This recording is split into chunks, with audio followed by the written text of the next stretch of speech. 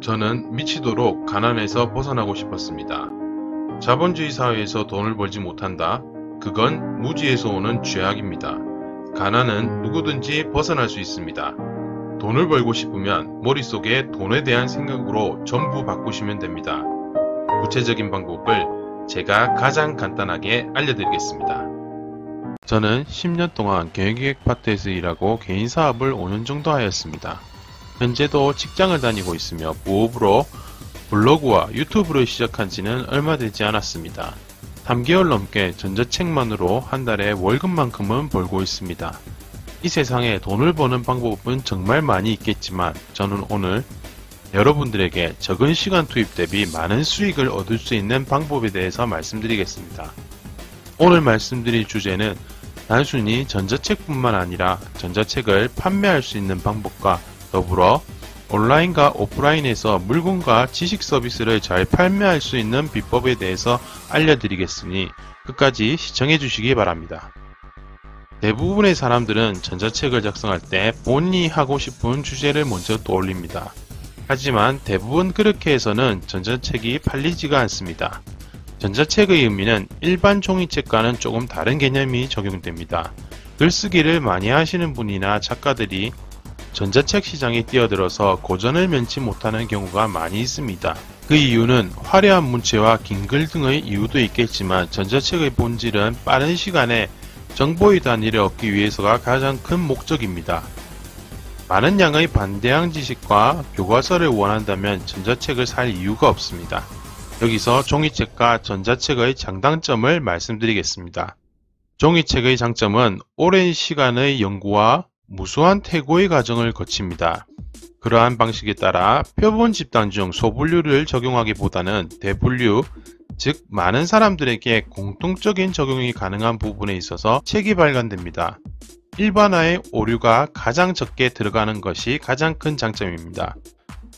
종이책의 단점은 작가가 가장 중요하겠지만 종이책은 사회와의 연결고리가 있습니다. 출판사도 먹고 살아야 하기 때문에 작가의 의지만 반영될 수가 없습니다. 내가 쓰고 싶지 않은 내용도 장수를 늘리기 위해서 출판사와 투자자의 요청에 의해서 일부 과정의 수정이 들어갑니다. 즉 굳이 넣지 않아도 되는 내용으로 장수를 늘리는 경우가 있습니다. 전자책의 장점에 대해서 말씀드리겠습니다. 전자책은 유통과정이 없다고 생각하시면 됩니다. 작가에서 바로 소비자로 연결된다는 이점이 있습니다. 또는 작가에서 플랫폼, 소비자로 연결되기도 하지만 이건 종이책의 유통과정에 비하면 3분의 1의 수준도 안됩니다. 내용의 중요도가 먼저 우선시되고 표본 집단을 넓게 할 수도 있겠지만 역으로 표본 집단을 좁게 하여도 팔리는 것에 있어서는 큰 문제가 되지 않습니다. 오히려 표본 집단으로 인해 관심이 있는 분야의 사람들에게는 너무나 소중한 자료가 될 수도 있습니다. 또한 함축적이고 핵심적인 내용이 대부분 들어가며 실전에서 바로 응용할 수 있는 것을 위주로 작성된 것이 전자책의 가장 큰 장점입니다. 구매를 하고 시간이 지난 후 구매자의 요청이나 작가의 의지에 따라 얼마든지 업데이트하여 재배포가 가능하다는 것이 가장 큰 장점입니다. 실제로 구글 드라이브를 통해서 최신의 전자책을 무료로 업데이트하여 많은 구매자들이 새로운 정보를 얻고 있습니다. 전자책의 단점으로는 정보의 집약성과 단순성이 내포되어 있는 경우가 있어서 시간이 지남에 따라 내용이 맞지 않는 경향이 나타나거나 인터넷 마케팅, 부업과 같은 전자책을 예로 든다면 빠른 시점으로 실전에서 그 내용을 적용해야만 효과를 볼 수가 있는 경우가 많습니다. 시간의 타이밍이 가장 큰 장점이자 단점입니다. 이처럼 전자책은 표본 집단이 적은 것에서 시작이 되기도 하지만 내가 하고 싶은 것을 전자책 주제로 정해버리면 잘 팔리지가 않습니다. 집약화된 사회 집단에서 필요로 하는 것은 극소수가 정말 가려워하는 것을 긁어주는 것만으로도 많은 고마움과 배려를 느끼게 됩니다. 전자책 내가 하고 싶은 것보다 잘 팔리는 극소수 표본 집단을 공략하시기 바랍니다.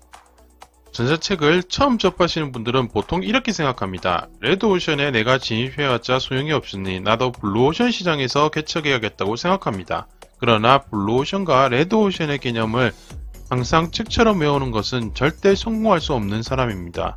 이 세상에 정답이란 것은 없습니다.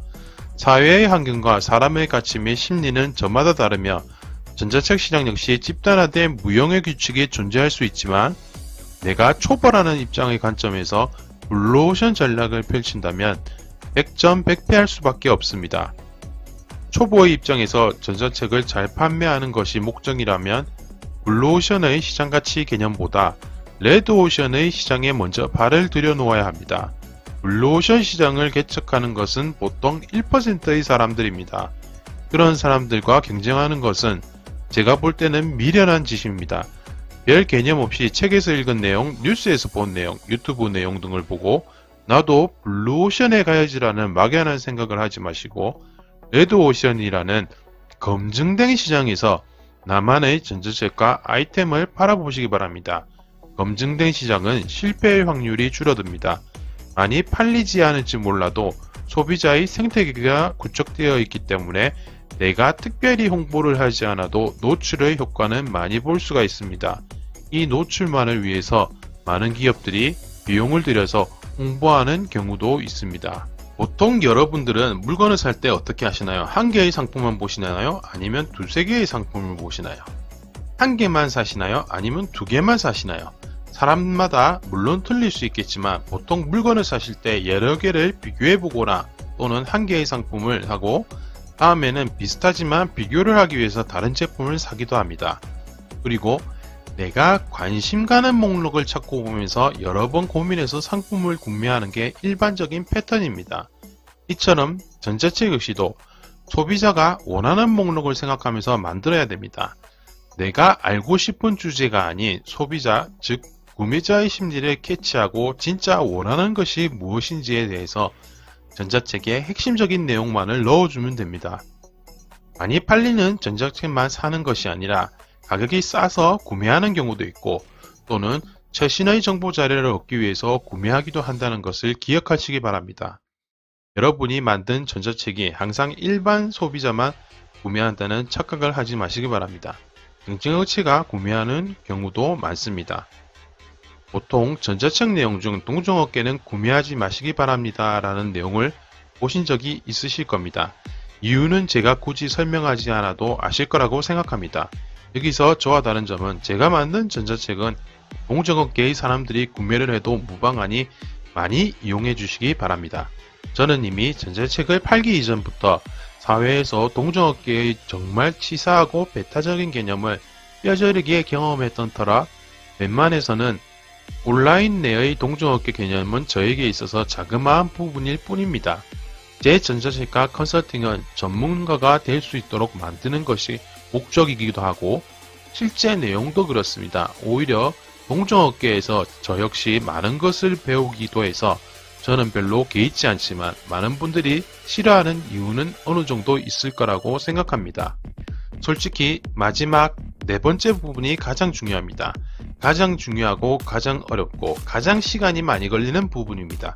그러나 지금 말하는 부분만 어느 정도 해결이 되시면 여러분은 사막에서 모래를 팔 수도 있습니다.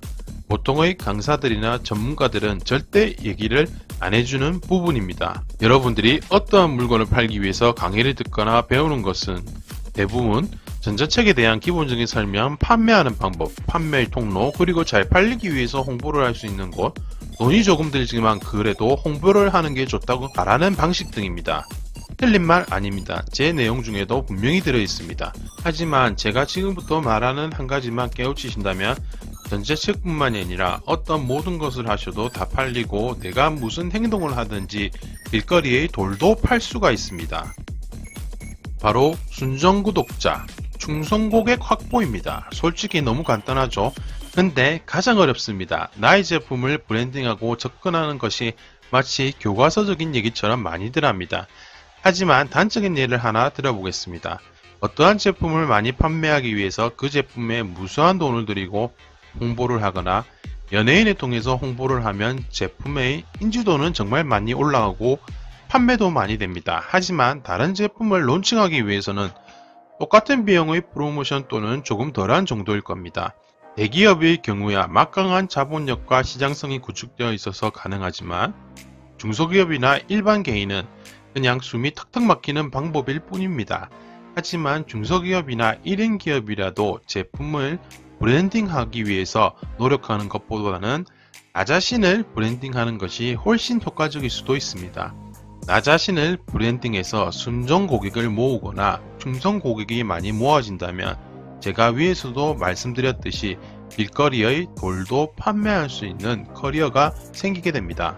그런 나 자신을 브랜딩하는 통로는 블로그와 유튜브를 통해서 얼마든지 할 수가 있습니다.